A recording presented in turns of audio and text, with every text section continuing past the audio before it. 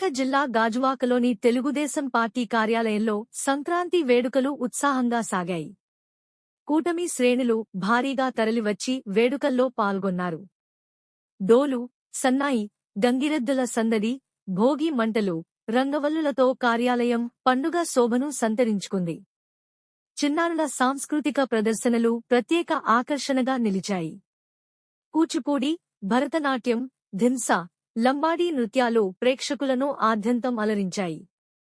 వేడుకలను రాష్ట్ర టీడీపీ అధ్యక్షుడు, గాజువాక ఎమ్మెల్యే పల్లా శ్రీనివాసరావు ప్రారంభించారు.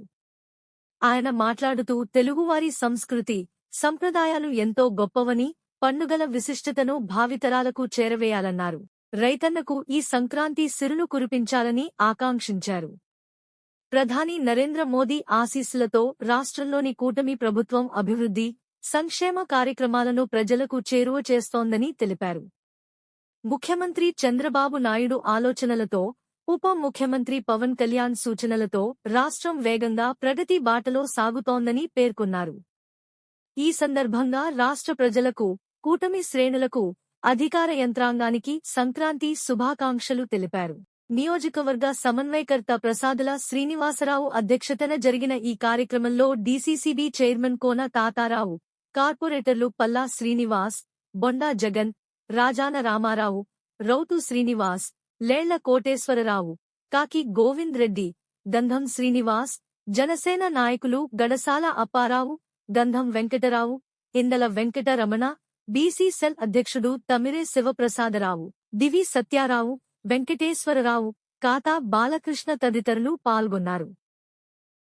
గాజువాక కార్యాలయంలో మా కూటమి నాయకుల సమక్షంలో మా నాయకులందరినీ కూడా పిలిపించుకొని, మిత్రులు పిలిపించుకొని చాలా ఘనంగా సంక్రాంతి సంబరాలు చేసుకున్నామండి. ఇందులో అందరూ కూడా చాలా సంతోషంగా పాల్గొన్నారు. ఈ సందర్భంగా నేను రాష్ట్ర ప్రజానీకాన్ని అందరికీ కూడా సంక్రాంతి శుభాకాంక్షలు తెలియజేస్తూ, ఈ పండుగ బంధుమిత్రులందరూ కూడా ఇంటికి పిలిపించుకొని, చిన్న చిన్న తేడాలు ఉన్నా సరే అందరిని పిలిపించుకొని అందరూ సంతోషంగా సంక్రాంతి చేసుకోవాలన్నది మా ఉద్దేశం అని చెప్పి తెలియజేస్తున్నాను. అలాగే ఈ పండగకి మన పంటకి ఇంటికి వస్తుంది పంట. ఈ పంట వచ్చిన తర్వాత మనం పెద్దలకు పెట్టి తర్వాత మనం ఇది పండుగ చేసుకునేది అది. ఈ సందర్భంగా కూడా మనం రైతాంగాన్ని కూడా బాగా గుర్తించుకోవాలి.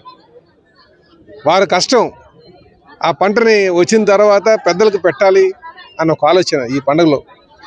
అయితే మన మధ్యన ఉన్నటువంటి డిఫరెన్స్లు ఏమన్నా సరే పక్కన పెట్టి బంధుమిత్రులందరినీ కూడా చేసుకొని పిలిపించుకొని పెద్దల్ని స్మరిస్తూ రైతులకి గొప్పతనాన్ని ఆ భగవంతుడికి తెలియజేస్తూ, ఆ కష్టాలు ఎన్నున్నా సరే వాళ్ళు మనకు తిండి పెడుతున్నారు, వాళ్ళు మంచిగా ఉండాలి, సంతోషంగా ఉండాలని మన భగవంతుడిని పెద్దల్ని కోరుకుంటూ ఈ మరొక మారు అందరికీ కూడా సంక్రాంతి శుభాకాంక్షలు తెలియజేస్తున్నారు.